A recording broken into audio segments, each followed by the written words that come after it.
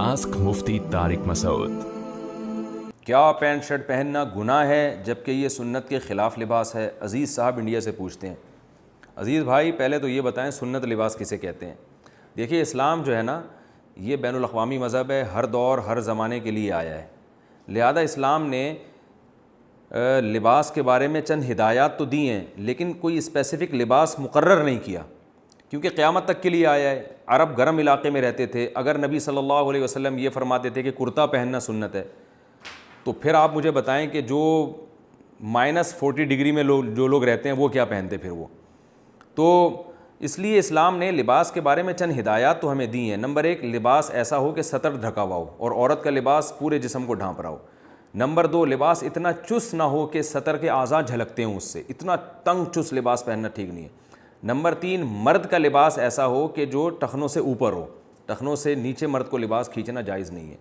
Number 4، لباس کسی قوم کی مشابہت نہ ہو، اس میں غیر مسلم کی، ایسا لباس یعنی جسے دیکھ کر لوگ آپ کو وہ قوم کا آدمی سمجھنا شروع کر دیں۔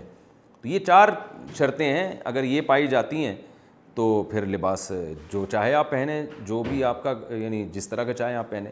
تو جو پینٹ شرٹ ہے اس کا علماء پہلے زمانے میں ناجائز ہونے کا فتویٰ اس لیے دیا کرتے تھے کہ یہ غیر مسلموں کا شعار سمجھا جاتا تھا۔ اس وقت مسلمانوں میں پینٹ شرٹ کا بالکل رواج نہیں تھا، جانتے بھی نہیں تھے یہ پینٹ شرٹ کیا ہوتی ہے۔ تو جب نیا انگریز آیا تو جو بھی یعنی مسلمان پینٹ شرٹ پہنتا وہ دیکھنے میں ایسا ہی لگ رہا ہوتا تھا یہ غیر مسلم ہے۔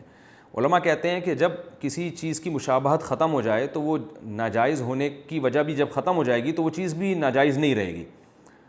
تو اس کی مثال ہے جیسے پہلے زمانے میں مسلمانوں میں نیچے ہی بیٹھ کر کھانے کا رواج تھا، میز کرسیوں پہ کھانے کا رواج تھا ہی نہیں، اس خالصتاً غیر مسلموں میں تھا۔ اس لیے علماء نے اس وقت فتویٰ دیا تھا کہ میز کرسی پر بیٹھ کے کھانا جائز نہیں ہے، کیونکہ یہ مسلمانوں میں کہیں بھی رائج نہیں ہے۔ لیکن اب مسلمانوں میں بہت بڑی تعداد ہے میز کرسیوں پہ بیٹھ کے کھاتی ہے، یعنی یہ دیکھنے میں اس میں کوئی میز کرسی پہ بیٹھ کے کھا رہا ہو تو کوئی کسی کو وہم بھی نہیں ہوتا کہ یہ کہیں کافر تو نہیں ہے، یعنی کوئی ایسا نہیں ہے۔ تو اسی طرح پینٹ شرٹ اب ایک ایسا لباس ہے جو مسلمان بھی بہت کثرت سے پہنتے ہیں۔ ایک چیز رائج ہو گئی ہے، بعض چیزیں رائج ہونے سے پہلے حکم کچھ اور ہوتا ہے، رائج ہونے کے بعد حکم اس کا کچھ اور ہوتا ہے۔ اس کی مثال ایسے ہے کہ جیسے انگلش جب دنیا میں رائج نہیں تھی تو بہت سے علماء منع کرتے تھے کہ آپ اپنی زبان کو ترجیح دیں اور غیروں کی زبان نہ سیکھیں، لیکن جب ایک چیز بین الاقوامی ضرورت بن گئی اور رائج ہو گئی تو اب علماء یہی کہتے ہیں کہ بھائی آپ کو بھی چاہیے انگلش سیکھیں، کہیں آپ کیونکہ آپ اگر نہیں سیکھیں گے آپ زمانے سے پیچھے رہ جائیں گے، کیونکہ بین الاقوامی زبان ہے، پوری دنیا میں ایک جوڑ کا کام کرتی ہے یہ۔ آپ دنیا میں کہیں بھی چلے جائیں، اگر آپ کو انگلش آتی ہوگی تو آپ کو بہت سارے کام آپ کے ہو سکتے ہیں۔ اور بہرحال اس زبان میں جو ٹیکنالوجی اور سائنس سے متعلق جتنا لٹریچر ہے وہ دنیا کی کسی زبان میں نہیں ہے۔ تو یہ جو ہے نا کچھ شریعت کے احکام ایسے ہیں جو زمانے کی تبدیلی سے چینج ہو جاتے ہیں، تو اس میں پینٹ شرٹ بھی ہے، پوری دنیا میں پہنا جا رہا ہے۔ میں نے بڑے بڑے علماء شام کے علماء جو ترکی میں میں نے دیکھا ہے ان کو، وہ پینٹ شرٹ پہنتے ہیں، وہاں کا لباس ہی ہے، وہ حالانکہ بڑے پرہیزگار علماء ہیں۔ تو اس لیے اس کو اب ناجائز نہیں کہا جا سکتا۔ البتہ یہ ضرور ہے کہ مسلمانوں کا ہمیشہ سے لباس ڈھیلا ڈھالا رہا ہے، ایک مخصوص جیسے جبہ ہے یا شلوار قمیض ہے یا اس طرح کا جو لباس ہے وہ رہا ہے، اور علماء صلحاء میں بھی اکثریت کا لباس وہ جبہ یا شلوار قمیض یا شیروانی یہ لباس رہا ہے۔ تو علماء کہتے ہیں کہ افضل یہی ہے کہ وہ لباس اختیار کیا جائے جو کسی قوم میں، اس قوم میں علماء میں جو رائج ہو، یعنی صلحاء میں نیک لوگوں میں جو لباس رائج ہو اس کو بہرحال ترجیح دینی چاہیے، کیونکہ وہ نیک لوگوں کا بہرحال شعار ہے۔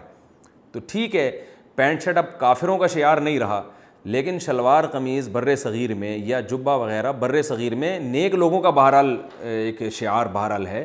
تو افضل بہرحال یہی ہے، بہتر یہی ہے کہ آپ اپنے قومی لباس کو آپ ترجیح دیں، اپنے قومی تشخص کو برقرار رکھیں۔ جیسے آپ نے دیکھا ہوگا کہ جو ملک کے جو وزیر اعظم دوسرے ملکوں میں سفر کرتے ہیں وہ جو اپنے لباس کو ہی اپنا ہی لباس زیبتن کر کے جاتے ہیں، ان کو زیادہ اچھی نگاہوں سے دیکھا جاتا ہے کہ یہ اپنے یعنی احساس کمتری کا شکار نہیں ہے۔ ہمارے ایک دوست ہے جاپان میں، وہ مجھے انہوں نے واقعہ سنایا کہ میں شلوار قمیض میں، شیروانی میں اور جو ایک پراپر ڈریس پاکستانیوں کا ہوتا ہے اس میں تھا، تو ایک جیپنی لڑکی آئی، اس نے مجھے کہا کہ تم اس لباس کو چھوڑنا نہیں۔ تو میں نے کہا کیوں؟ کہہ رہی اس نے کہا کہ دیکھو ہمارا بھی پہلے ڈریس بہت اچھا تھا، لیکن ہم لوگ گوروں سے مروب ہو کے ہمارا وہ ڈریس ہی چینج ہو گیا، اس لیے ہمارا کلچر ہی تباہ ہو گیا، اب ہمارا اصل کلچر کیا ہے یہ ختم ہو گیا ہے۔ تو تم پر یہ ڈریس بہت اچھا لگ رہا ہے، تو لہٰذا تم اس کلچر کو چھوڑنا نہیں. تو ٹھیک ہے، وہ جائز ناجائز کی بات نہیں ہے، لیکن بہرحال ہمارا ایک کلچر ہے اور وہ سنت کے قریب بہرحال زیادہ ہے. سنت تو نہیں کہہ سکتے لیکن اقرب الی السنہ، جیسا نبی صلی اللہ علیہ وسلم لباس پہنا کرتے ہیں، اس کے بہرحال قریب ترین لباس یہی ہے کہ جبہ پہنا جائے جیسے عرب پہنتے ہیں، یا یہ کہ شلوار قمیص پہنی جائے. لیکن عرب جو جبہ پہنتے ہیں اس میں میرا ایک ذاتی مشورہ ہے، اس میں چاک نہیں ہوتا، یعنی وہ تنگ ہوتا ہے، اس میں بھاگ نہیں سکتے. تو میرا خیال ہے کہ اسلام ایسے لباس کو زیادہ ترجیح دے گا جسے پہن کے آپ بھاگ دوڑ سکیں، چل پھر سکیں. جبے میں دیکھا یہ ہے کہ لوگ بھاگ نہیں سکتے اس میں، اور بیٹھنا اس میں مشکل ہوتا ہے. جائز وہ بھی ہے اور نبی صلی اللہ علیہ وسلم سے پہننا بھی ثابت ہے، لیکن ایک اب بہتر اور استحباب کی بات کر رہا ہوں میں. تو آپ جیسا چاہیں لباس پہنیں، بہتر یہ کہ جو آپ کا قومی لباس ہے اس کو آپ زیبتاً کریں، اس میں روحانیت زیادہ ہے، وہ علماء صلحاء اور سنت کے لباس سے بہرحال زیادہ قریب تر ہے. Ask Mufti Tariq Masoud.